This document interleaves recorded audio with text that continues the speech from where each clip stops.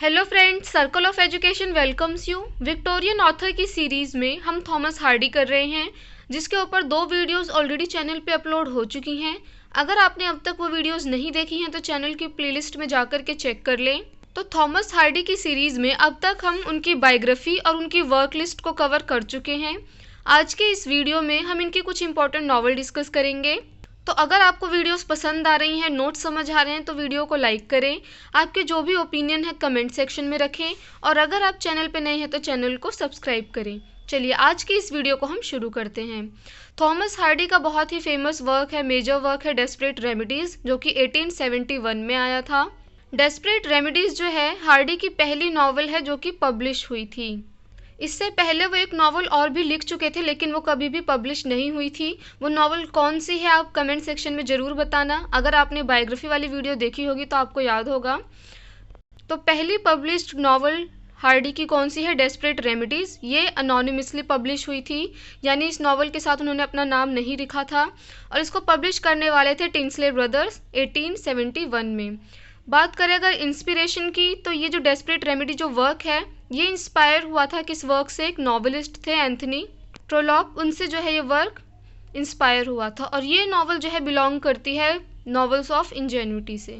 इसमें अगर करेक्टर्स की बात करें तो इसमें आएंगे हमारे कुछ ही मेजर करेक्टर्स हैं, सिथेरिया, मिस एल्डक्लिफ एंड एडवर्ड। सिथेरिया क्या है? एक पुअर गर्ल है और ये किसको पसंद करती है? एडवर्ड को। इसकी स्टोरी जो है हम करेक्टर के थ्रू ही समझेंगे, बहुत ज़्यादा डिटेल में हम इसको नहीं करेंगे। तो होता क्या है कि एडवर्ड क्या है? एक यंग आर्किटेक्ट है और इस नॉवल का प्रोटोगनिस्ट है। साथ ही सिथेरिया कौन है? इस नॉवल की हीरोइन है जो कि पसंद करती है एडवर्ड को। ये बहुत गरीब है और ये मेड का काम करती है। कहाँ पे? मिस एल्डक्लिफ के घर में। मिस एल्डक्लिफ की बात करें अगर तो वो एक सन की औरत हैं और सिथेरिया के जो फादर हैं वो यंग एज में मिस एल्डक्लिफ से प्यार करते थे लेकिन शादी इनकी नहीं हो पाई थी। साथ ही इसमें एक और कैरेक्टर का जिक्र होता है जो कि मिस एल्डक्लिफ के इलेजिटिमेट सन होते हैं, उसका नाम होता है एनियस मैनस्टोन। नॉवल के प्लॉट में कुछ डिफ़िकल्टीज दिखाई जाती है लेकिन एंड में क्या दिखाया जाता है कि सिथेरिया और एडवर्ड की शादी हो जाती है। इस नॉवल को बहुत ज़्यादा डिटेल में हम डिस्कस नहीं करेंगे। इम्पॉर्टेंट कैरेक्टर्स और इम्पॉर्टेंट पॉइंट्स जो हैं इस नॉवल से रिलेटेड हम डिस्कस कर चुके हैं। चलिए मूव करते हैं नेक्स्ट वर्क की तरफ। अंडर द ग्रीनवुड ट्री, जो कि 1872 में इनका वर्क आया था। इसके सबटाइटल की बात करें अगर तो वो है a rural painting of the Dutch school. कई बार सबटाइटल पे क्वेश्चन बना है तो आपको सबटाइटल हमेशा याद रखना है।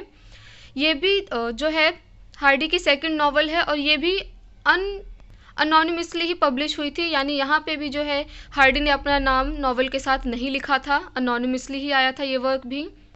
और माना जाता है कि ये पहला हार्डी का वर्क है जिसमें वेसेक्स को वो इंट्रोड्यूस करते हैं।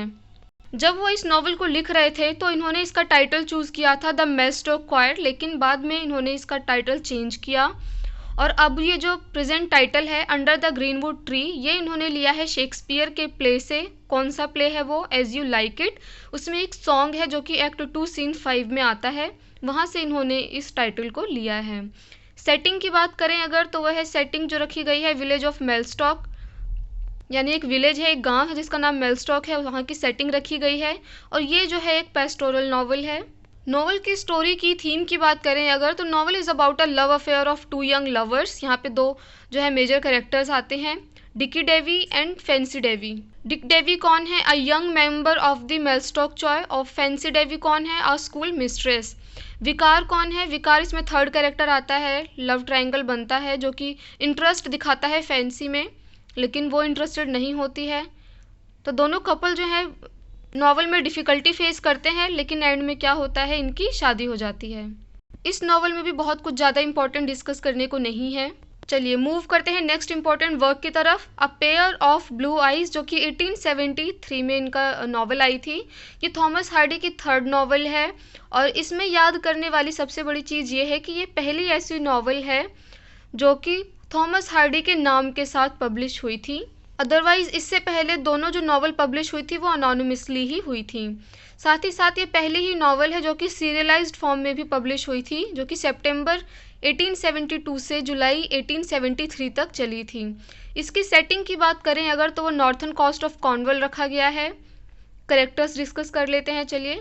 तो इसमें मेन कैरेक्टर जो है वो है एल्फ्रेड स्वानकोर्टाइन, जो कि हीरोइन है नॉवल की, और उसकी ही जो है आंखें हैं वो नीले रंग की हैं।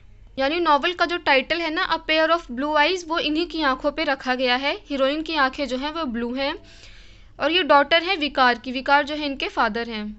अनदर कैरेक्टर की बात करें तो वह है स्टीफन स्मिथ, जो कि एक आर्किटेक्ट है, यंग एम्बिशियस बॉय है, लेकिन वो किसका सन है, एक मैसॉन का सन है, और ये जो है एल्फ्रेड को पसंद करता है। इसमें अनदर कैरेक्टर की भी एंट्री दिखाई गई है, हेनरी नाइट हैं। ये क्या है, ये भी एल्फ्रेड को पसंद करते हैं, so he is another suitor of Alfred.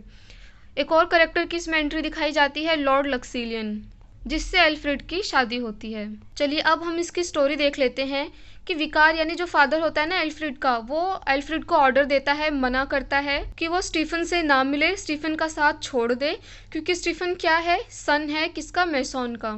But Alfred जो है नहीं मानती है, तो एल्फ्रेड और स्टीफन क्या करते हैं, घर से भाग जाते हैं।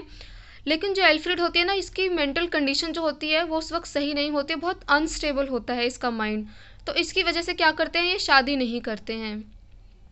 तो इनकी शादी जो है वो नहीं होती है। फिर उसके बाद क्या दिखाया जाता है कि स्टीफन को एक पोस्ट मिलती है इंडिया में, और स्टीफन जो है उसको एक्सेप्ट करता है और चला जाता है। फिर एंट्री दिखाई जाती है हेनरी नाइट की, जो कि किसका रिलेटिव है, एल्फ्रेड की एक स्टेप मदर है, उसका जो है रिलेटिव कौन है, हेनरी नाइट, और साथ ही साथ हेनरी नाइट जो है फ्रेंड भी है किसका, स्टीफन का। तो एल्फ्रेड जो है हेनरी की लाइफ बचाती है, उनकी जान खतरे में होती है, वो गिरने वाले होते हैं, तो उनकी जान जो है एल्फ्रेड बचाती है।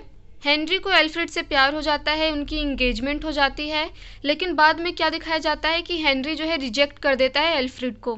इसके पीछे का रीज़न क्या होता है कि एक विमेन जो है ना, वो आकर के हेनरी को बता देती है कि एल्फ्रेड जो है पहले घर से भाग चुकी है, किसके साथ, स्टीफन के साथ। तो जब हेनरी को ये सब पता चलता है तो क्या करता है, वो इंगेजमेंट तोड़ देता है और रिजेक्ट कर देता है एल्फ्रेड को। स्टोरी मूव करती है और एंड में दिखाया जाता है कि एल्फ्रेड जो है उसकी शादी हो जाती है लॉर्ड लक्सीलियन के साथ। और नॉवल के एंड में ट्रैवल करते हुए दिखाया जाता है एक ट्रेन में, किसको, स्टीफन और हेनरी को।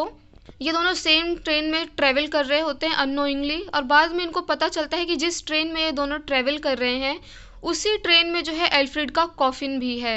मतलब कि एल्फ्रेड जो है उसकी डेथ हो चुकी है, और उसका जो कॉफिन है जिसमें डेड बॉडी को रखा जाता है, वो कॉफिन जो है वो भी इसी ट्रेन में है, और इसी के साथ जो है ये नॉवल ख़त्म हो जाती है। तो आज की इस वीडियो को हम यहीं कंप्लीट करते हैं। अपकमिंग वीडियोस में इनके जो अदर मेजर वर्क है उनको हम बहुत ही डिटेल में डिस्कस करते हुए चलेंगे, क्योंकि इनकी जो बाकी नॉवल है हार्डली कि वो बहुत लेंदी है, उनको हमें बहुत डिटेल में करना होगा, तो उन नॉवल को हम इस वीडियो में इंक्लूड नहीं कर सकते हैं। तो अगर आपको वीडियोस पसंद आ रही हैं तो लाइक करें, अपने ओपिनियन कमेंट सेक्शन में रखें, और अगर आप चैनल पर नए हैं तो चैनल को सब्सक्राइब करें। Thanks for watching this video.